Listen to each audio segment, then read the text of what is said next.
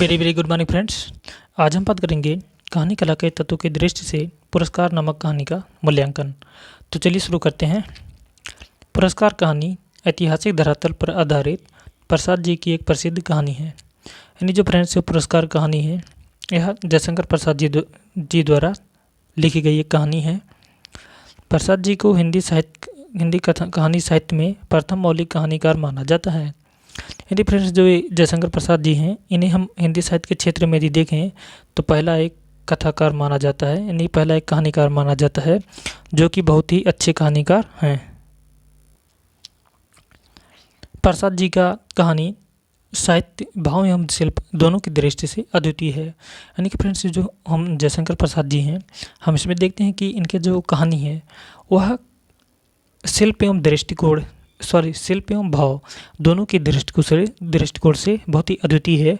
यदि फ्रेंड्स हम किसी कहानी के भाव को देखना चाहें तो उसमें भी एक मतलब क्या कह सकते हैं, एक अद्वितीय भाव देखने को मिलता है। यदि हम भाव दृष्टि से भी देखना चाहें तो उसका भी हमें अद्वितीय वर्णन देखने को मिलता है। हम फ्रेंड्स सब वन बाय वन करके जो कहानी कला के तत्व होते हैं उसके आधार पर ये जो पुरस्कार कहानी है इसका मूल्यांकन करने का प्रयास करेंगे। तो चलिए अब शुरू करते हैं। पहला है शीर्षक।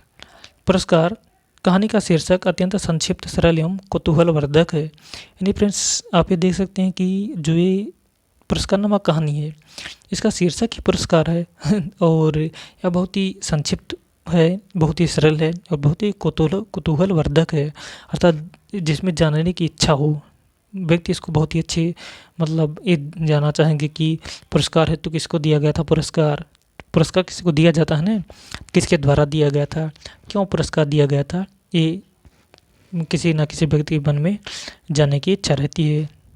हम आगे फ्रेंड्स देखते हैं कि उनकी समस्त कहानी का भाव शीर्षक में ही निहित है। यानी फ्रेंड्स जो ये जयशंकर प्रसाद जी की कहानी है उसका भाव उनके शीर्षक में ही निहित है।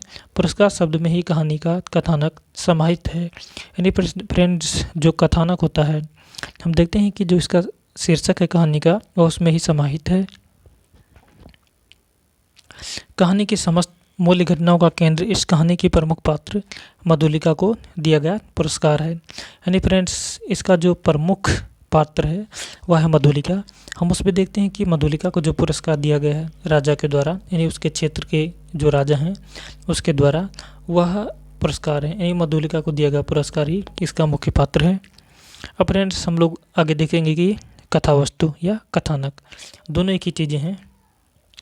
पुरस्कार शीर्षक का कथानक से प्रारंभ अर्थात शुरुआत से लेकर अंत तक की सभी घटनाएं एक दूसरे से संबद्ध हैं। यानी फ्रेंड्स जो कथा वस्तु है इस कहानी का, हम देखते हैं वह जैसे ही प्रारंभ होती हैं और जब अंत होती हैं तो उसकी घटनाएं एक दूसरे से संबद्ध हैं।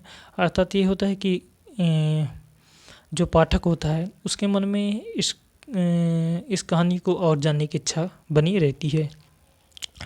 प्रस्तुत कहानी में प्रेम, करुणा और आनंद की अभिव्यक्ति होती है। यानी फ्रेंड्स जो ये कहानी है उसमें हम देखते हैं प्रेम का भी वर्णन होता है, करुणा की भी वर्णन होता है और आनंद की भी अभिव्यक्ति होती है, हमें आनंद की भी अनुभूति प्राप्त होती है।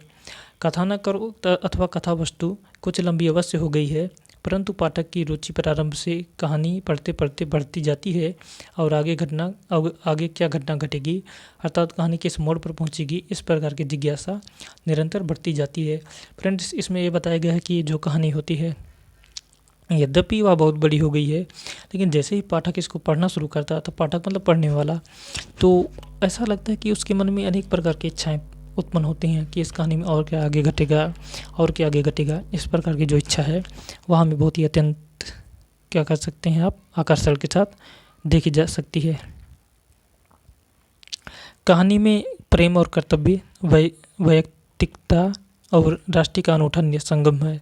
फिर से जो कहानी है उसमें प्रेम और कर्तव्य का वर्णन, वैयक्तिकता और राष्ट्रीय का मतलब एक अनोखा संगम, मतलब बहुत ही अच्छा जोड़ कर सकते हैं आप, बहुत ही अच्छा मिलन है। प्रसाद जी द्वंद्व चित्रण में सिद्धहस्त हैं। प्रस्तुत कहानी में भौतिक और मानसिक दोनों प्रकार के द्वंद्वों का स्वाभाविक चमत्कारपूर्ण चित्रण पाया जाता है।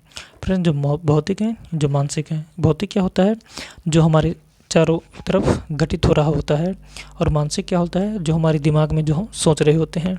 इस प्रकार जो दोनों प्रकार की घटनाएं हैं वह जयशंकर प्रसाद की इस कहानी पुरस्कार में हमें देखने को मिलती है।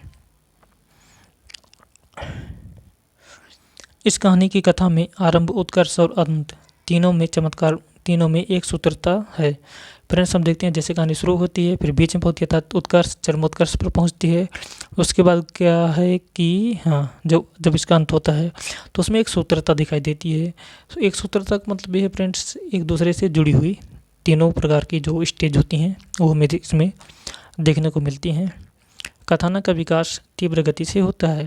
आरंभ जितनी जिज्ञासापूर्ण स्थिति में होता है, अंत ही उतनी रोचकता के साथ होता है। यानी फ्रेंड्स, जो जैसे इस कहानी का प्रारंभ होता है यानी कि मधुलिका को पुरस्कार देने के साथ, और जो अंत होता है मधुलिका को सजा देने के साथ राजकुमार अरुण के साथ, तो दोनों ही एक रोचकपूर्ण बातें होती हैं, रोचकपूर्ण वर्णन होता है, और प्रत्येक व्यक्ति इसको देखना चाहता है, प्रत्येक व्यक्ति इसको बहुत ही अच्छी तरीके से देखने की जिज्ञासा उत्पन्न कर मतलब देखने की इच्छा व्यक्त करता है। हम फ्रेंड्स आगे देखते हैं कि कथा में कहीं भी अवरोध नहीं आता। कहानी का अंत अत्यंत संवेदनशील तथा भावोत्पादक होता है। फ्रेंड्स, हम इसमें देखते हैं कि कथा में कहीं अवरोध नहीं आता है, कहीं कोई भी रुकावट नहीं आती है। लगातार एक फ्लुएंसी होती है, एक प्रवाहमयता होती है जो लगातार आगे बढ़ती जाती है। हम फ्रेंड्स आगे देखते हैं कि अब पात्र एवं चरित्र चित्रण। कहानी के मूलतः दो पात्र हैं। मधुलिका कहानी की नायिका है और वह अत्यंत ही स्वाभिमानी, स्वावलंबिनी, देश प्रेमिका, कर्तव्यनिष्ठ, आत्मोत्सर्ग करने वाली स्त्री है जो आत्मीय प्रेम को तिलांजलि देकर देश की रक्षा करती है। राजकुमार अरुण कहानी का मुख्य पात्र है और जो मगध का राजकुमार है और अत्यंत उत्साही, कर्मठ, प्रेमी और महत्वाकांक्षी है। फ्रेंड्स, हम देखते हैं कि जो पात्र एवं चरित्र चित्रण है इसमें दो प्रकार की हमें पात्र देखने को मिलते हैं।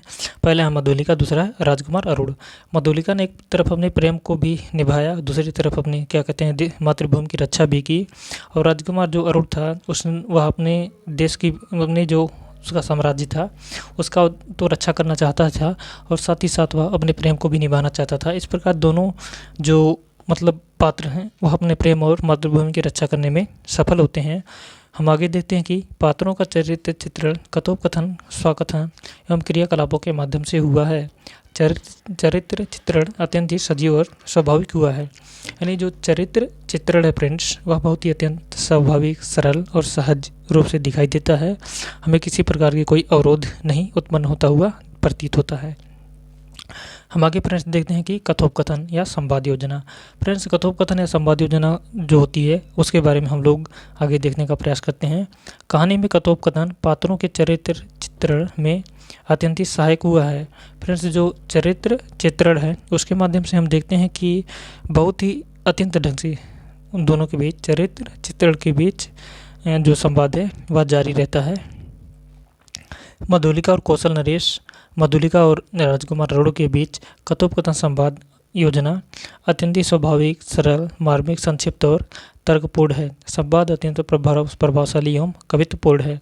फ्रेंड्स, जब मधुलिका कौशल नरेश से क्या कहते हैं संवाद करती है उसका जो चरित्र चित्रण है, और जब वह राजकुमार अरुण से संवाद करती है उसका जो चरित्र चित्रण है, दोनों ही अत्यंत मार्मिक एवं सहज ढंग से प्रस्तुत किया गया है। दोनों संवाद ही बहुत आकर्षण है, बहुत सुनने योग्य है।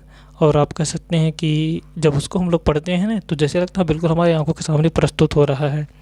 और दोनों में एक अनेक प्रकार की, एक अलग ही प्रकार की उत्सुकता दिखाई देती है। ये तो फ्रेंड्स हो गई पात्र एवं चरित्र चित्रण और कथोपकथन की बात हो गई। अब हम देशकाल अथवा वातावरण की बात करेंगे। कहानी में देशकाल वातावरण का चित्रण ही जान है। यानी फ्रेंड्स, जो देशकाल का वर्णन किया गया है उसका ही जान, वह ही इस कहानी का जान है। अर्थात उस कहानी का जो सारांश है, वह सारांश नहीं आप कह सकते हैं, जो सबसे इम्पोर्टेंट, जो सबसे महत्वपूर्ण तत्व है वह देशकाल अथवा वातावरण है। कहानीकार वातावरण का चित्र प्रस्तुत करने में इतना कुशल है कि पाठकों के समक्ष सारा दृश्य सजीव होता है। फ्रेंड्स, जो कहानीकार है वह इस प्रकार देश काल का वर्णन करता है, जैसे लगता है जब पाठक इसको पढ़ते हैं उनके सामने जो प्रत्येक पर अनेक प्रकार के पात्र हैं, अनेक प्रकार के दृश्य हैं, वह उसके सामने बिल्कुल झलकते हुए प्रतीत होते हैं, रिफ्लेक्ट होते हुए बिल्कुल सेम्स होते हैं।